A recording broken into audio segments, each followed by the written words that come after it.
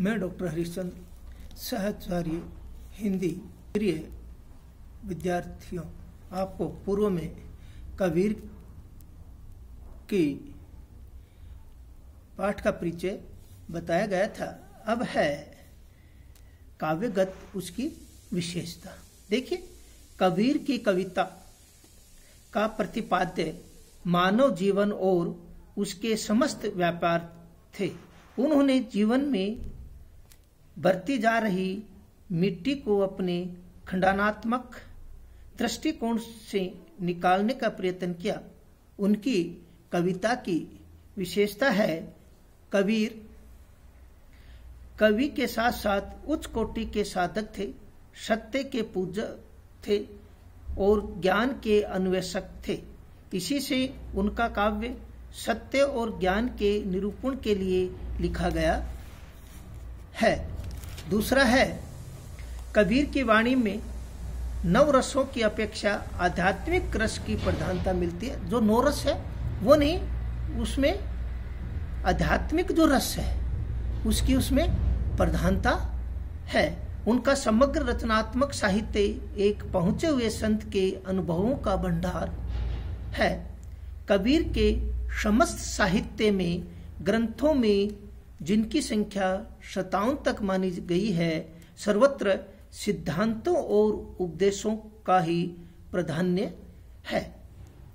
कबीर ने प्रायः गुरु महिमा, संत महिमा, सत्पुरुष निरूपण, योगाभास, भक्तों की महिमा, सत्य वचन, माया का निरूपण, नाम सुमरन की महिमा, सत्संगति के लाभ, कुसंगति की हानियां, साधु की महिमा, संसार की असरारता, नारी निंदा, ईश, विनय आदि पर ही अधिक कहा है। उनका समस्त साहित्य धर्म, समाज, आचरण, नैतिकता तथा व्यवहार संबंधी विषयों का भंडार है।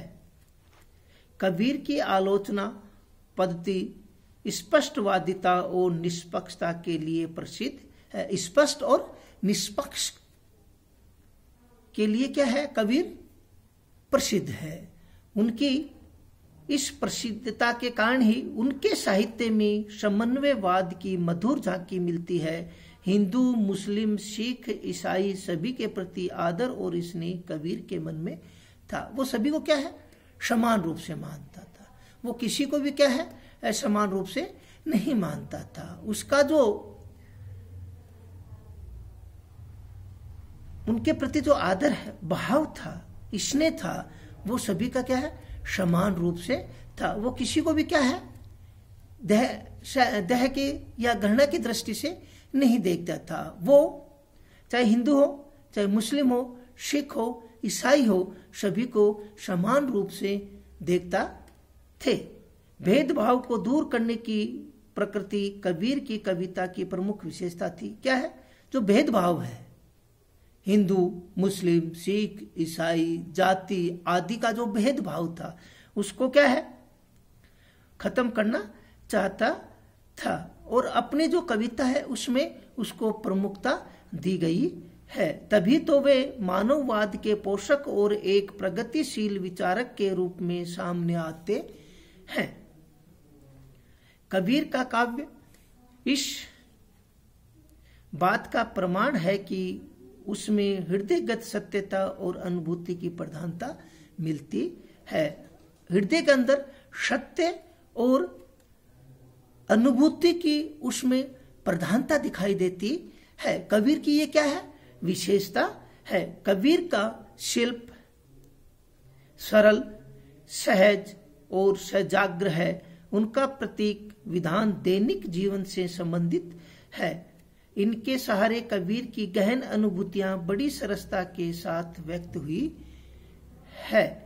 कबीर की भाषा सांकेतिक और प्रतीकात्मक है। कबीर की जो भाषा है वो कैसी है, संकेतात्मक है, प्रतीकात्मकता है, जिससे व्यक्ति क्या है, स्पष्ट रूप से क्या हो सकता है, वो उसको समझ सकता है, उसको देख सकता है। वह प्रेषणीयता और प्रसाद ओज गुण से संपन्न है। वह कई भाषाओं की बोलचाल पूर्ण शब्दावली का उदाहरण है। उसमें ओज है, तेजस्विता है, वह अद्भुत उक्ति व चित्र्य से काव्य का सौष्ठव प्रदान करता है। कबीर ने अलंकार को प्रयत्न पूर्वक नहीं सजाया है, अपितु अनायास ही बड़े और सुंदर रूपकों को यमक, श्लेषों और उपमा उत्प्रेक्षा की दृष्टि की गई है। फलतः काव्य व्यवहारिक और आकर्षक बना। उनका क्या कहते हैं, काव्य जो है वो कैसा है, व्यवहारिक और आकर्षक। इसके कारण अलंकार अनायास ही बड़े सुंदर और रूपक, यमक, श्लेष, उपमा, उस उत्प्रेक्षा उसमें दिखाई देता है। उसके कारण उसका जो क्या है, काव्य है, व्यवहारिक और आकर्षक बन गया है। सबसे बड़ी विशेषता यह है कि कबीर अपने युग के प्रतिनिधि कवि थे, अतः उनका कला पक्ष भले ही शिथिल हो किंतु भावयोजना उत्कृष्ट थी। तो कबीर की ये विशेषता है। कबीर का जो है, कविता जो है मन के अंग है। क्यों कि जब कबीर मन के अनुसार ही वो क्या कहता है, संपूर्ण कार्य किया जाए। क्योंकि मन क्या करता है, विचलित होता है। विचलित होने के कारण क्या है, मन अपने अनुसार क्या करवाता है, कार्य करवाता है। और उस कार्य में ही क्या है कि कबीर जो है उस मन को चंचलता के रूप में बताता है। तो ये कबीर की जो विशेषता है ये दर्शाई गई है। उस विशेषता के अनुसार ही क्या है कि वो उसकी खंडता और दृष्टिकोण के अनुसार ही उसकी विशेषता बताई गई है। क्योंकि कबीर जो है वो एक उच्च कोटि के साधक थे। वो क्या है, किसी भी प्रकार का भेदभाव नहीं करता था, सभी को क्या है, समान रूप से मानता था, समझता था। जय हिंद, जय भारत।